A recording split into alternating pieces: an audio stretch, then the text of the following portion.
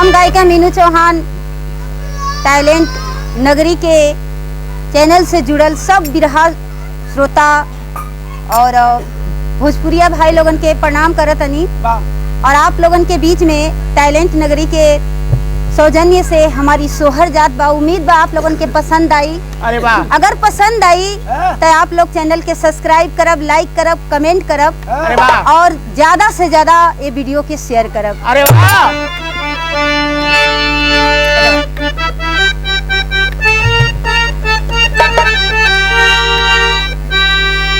अरे कहवा हीरा जनमाला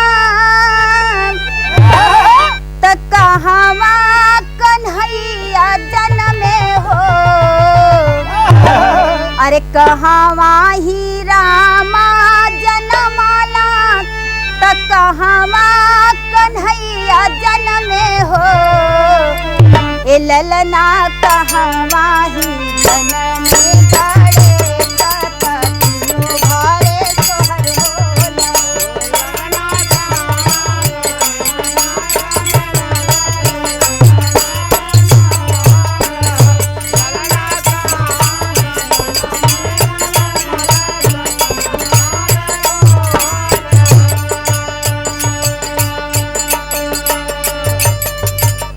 अवधा में रामा जन्म ले त मथुरा कन्हैया जनमे हो। अवधा में रामा जन्म ले त मथुरा कन्हैया जनमे हो। ललना पर्वत पर जनमे गड़े सत तीनों घरे सोहर होला। ललना पर्वत